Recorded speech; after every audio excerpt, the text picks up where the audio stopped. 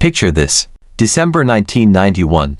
You're a mechanical engineer at a diesel engine factory in Tutv, a small city on the Volga River, northeast of Moscow. Your name is Maksim.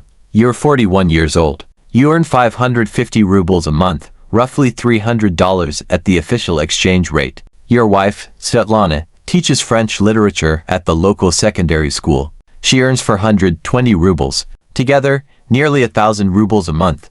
You have a savings account at Sberbank with 14,000 rubles. 26 years of careful deposits starting the year you married.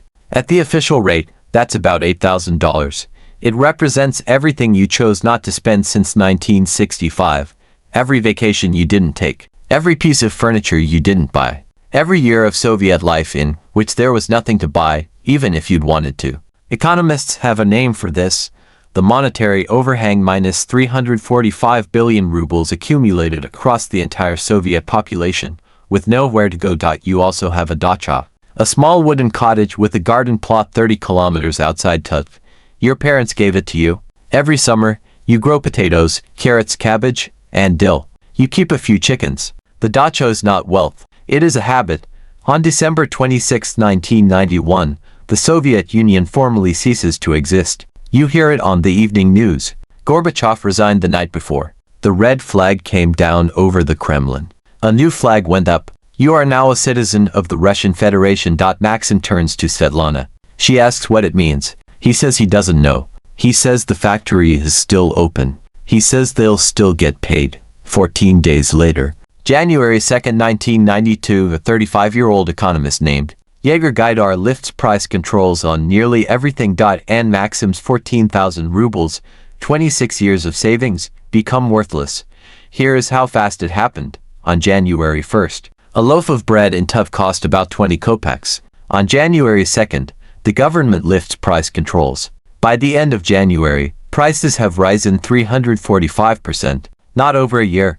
In a single month, Gaidar had predicted prices would rise no more than 200%. He missed by double on day one. By the end of 1992, inflation would reach 2,500%. By the end of 1993, another 840%. On top of that, Maksim single quotes S savings account at Sberbank still shows 14,000 rubles. The number hasn't changed, but what 14,000 rubles can buy has changed beyond recognition.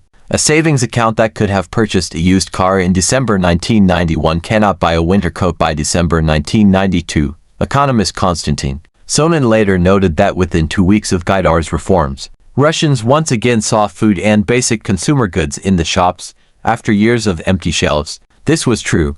The shelves were full for the first time in years, but the prices on those shelves were numbers nobody could pay. Svetlana comes home from school in early February. She hasn't been paid. The school says there's no money. The regional budget hasn't arrived. It might come next month. It might not. Maksim's factory is still operating, barely. The Tutv engine factory, which produced 12,000 diesel engines a year in the 1980s, will produce just 222 in 1998. It cannot sell its engines because its customers, collective farms, state enterprises, have no money either. So it does the only thing it can. It pays its workers in whatever it has. Cafeteria coupons, engine parts, and eventually, nothing at all. Here is what Sberbank did to Maksim's savings. Sberbank froze deposits in early 1992 to prevent further growth in the money supply. The government passed a law in 1995 promising full compensation with indexation. As of 2026, that compensation has not been paid. The estimated cost to repay the original 345 billion rubles with indexation is now 60.7 trillion rubles. The government has postponed the repayment deadline repeatedly. The current deadline is 2026. It will almost certainly be postponed again. 26 years of savings? A promise written in a bank book, never honored. The destruction was not limited to Maksim. Male life expectancy in Russia collapsed from 63 years in 1990 to 57 years in 1994. Decline of 6 years in 4 years. A peacetime catastrophe without modern precedent. The United Nations called it, quote, the biggest killer we have seen in the 20th century if you take out famines and wars. Here is what came next. And it is worse than the inflation. On October 1, 1992, the government launched Voucher privatization.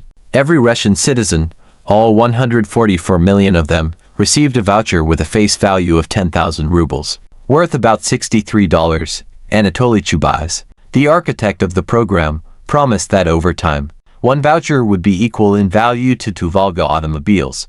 Maksim received his voucher. Svetlana received hers. So did every worker at the factory, every teacher at the school, every pensioner in Tut.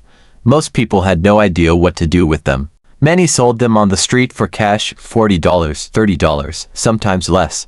Others invested them in voucher funds promising spectacular returns. The most famous was MMM. Sergei Mavrodi founded MMM in February 1994. It launched offering annual returns of 3,000%. Its television advertisements featured a fictional everyman named Leonid Golubkov, played by actor Vladimir Permyakov, who became a national folk hero. Golubkov bought boots, then a fur coat, then dreamed of going to the World Cup.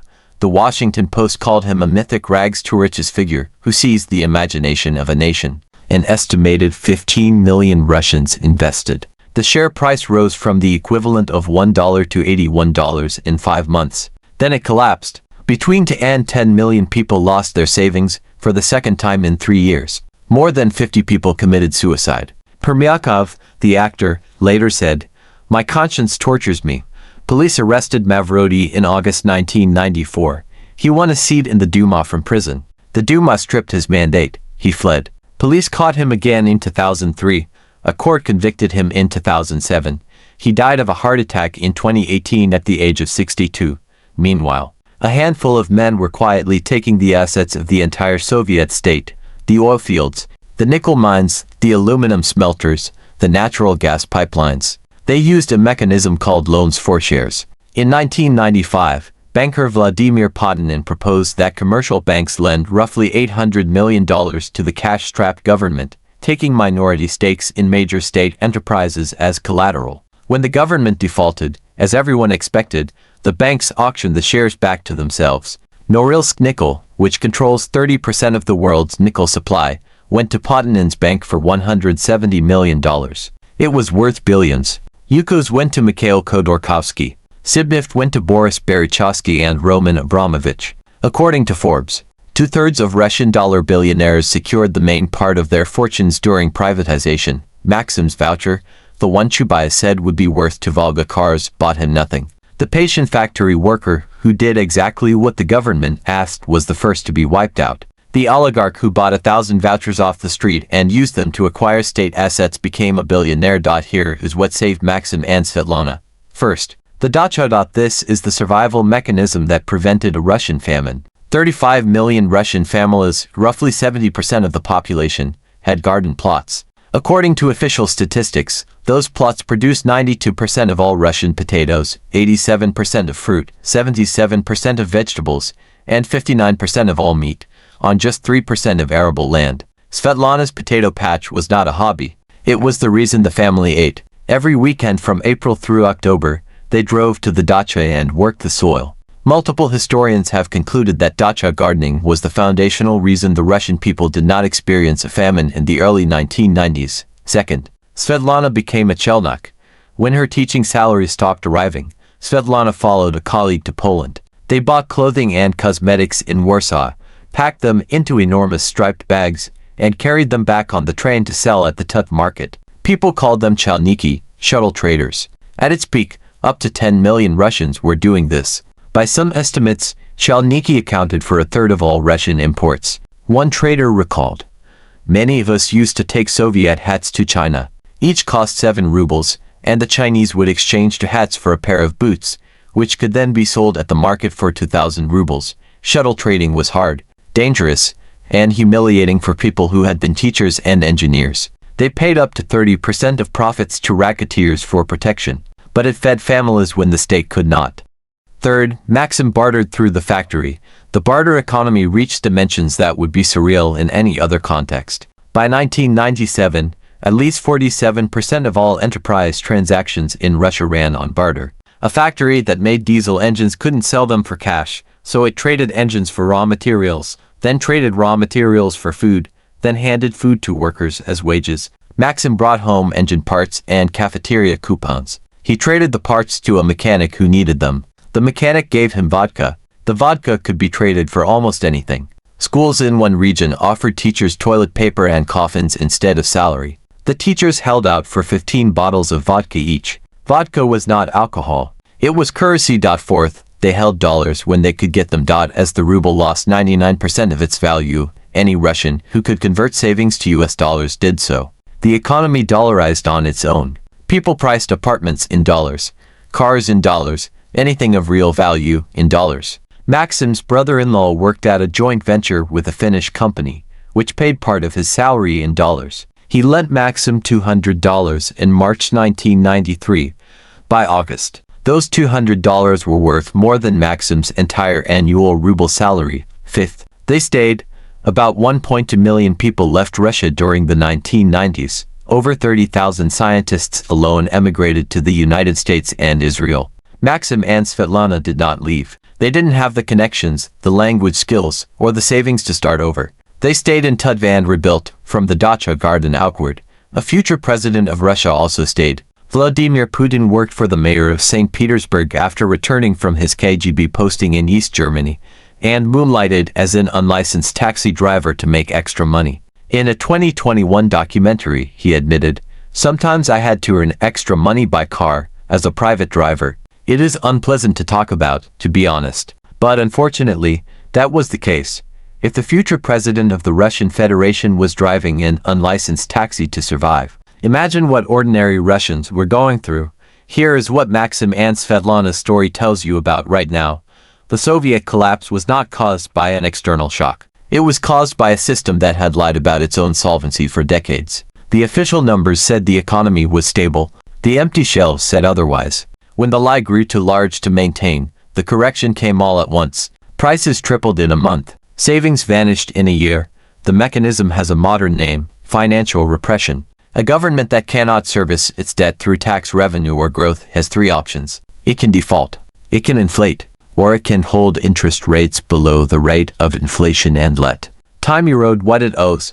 The United States chose the third option after 2020. The Federal Reserve held rates near zero while inflation ran at 7 to 9%. Every saver with money in a bank account lost purchasing power, not through a decree, not through a crash, but through the slow math of negative real returns. American savings accounts lost roughly 15% of their purchasing power between 2020 and 2023.